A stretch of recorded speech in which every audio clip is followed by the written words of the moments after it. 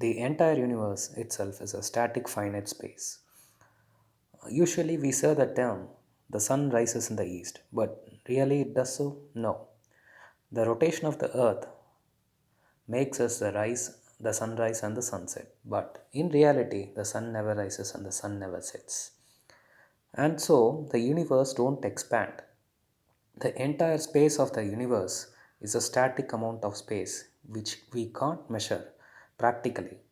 Before the Big Bang, as you can see, the entire matter was enclosed in a tiny volume of the entire space of the universe.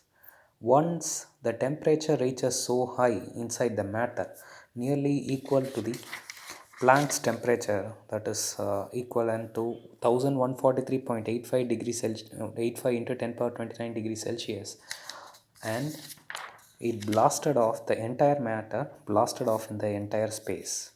For example, these are two variations of space. If the space is a tiny amount, when we limit the space to this level, the matter can expand only up to the boundaries of the space. This is one level of the space. This is called, if the entire space is somewhat bigger than this, then the matter will move around the space in which practically where the space occupies. For example, you can consider this as an example of blasting a birthday candle or a birthday object in a small room. The particles will move around the entire room. Depends. For example, if you blast that in a very tiny room, the particles will tend to remain within the room itself, and that room, what I call it as the entire universe. So how big is the observable universe? Observable universe is any point at which, for example, from the point which we take the center of, which we take the Earth as the center of the universe, and from that, if we measure the observable universe, it will be going to be like this. And if we going to measure from Mars, the observable universe will be an overlap of that. But the entire space of the universe, which is called the static space, which we will never be able to measure at all. It is because it is restricted to the speed of light 3 into 10 power 8 meter per second. The entire space of the universe, it is very impractical to measure. But do you think the entire universal space is infinite? Do you think the space will expand? The space never expands, and the entire space itself is a total finite amount of time, a total finite amount of space. And why do the NASA, the ISRO, and other people do the research for the space stations?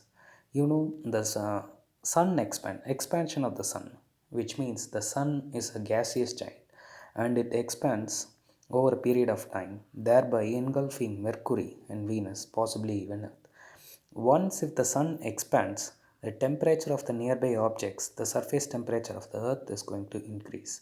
And we know that the surface temperature of the Mars is a negative temperature. There will be a point at which the temperature of the Earth will be so hot where the human survival could be possibly not sustainability to life. At that point of time, humans may have to move to the Mars. It is so because as the sun expands, the temperature of the Mars will be equivalent to the temperature what we will see on Earth. It is not that just the distance between the sun and the earth that causes the temperature for the human survival. It is also depends on the hotness of the sun. So once if the sun expands over a few millimeters or on a wider orbit like this, over a period of time, it is said to know that the earth will become very hot, where the human survival may not be possible. Only at that time we have to shift to Mars or other planet. So the universe don't expand in theory, in practical. The entire space of the universe is a static. This is the reality of the science. And there are different things other than gravity called the dark energy and the dark matter, which pushes the galaxies, which tends to move the galaxies outwards from the space. For example, the dark energy or the dark matter tends to move these galaxies move around the entire space. The entire space itself is a spherical thing which we have to understand.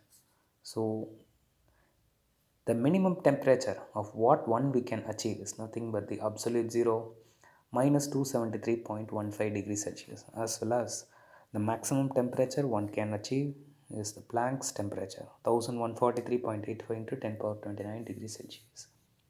So this is called, by this one we can say that the entire universe itself is a finite. The matter is also finite. As you can always say, the energy can neither be created nor destroyed. Rather, it can be transferred from one form of energy into other form. So, the entire matter spreads throughout the entire universe. Thank you.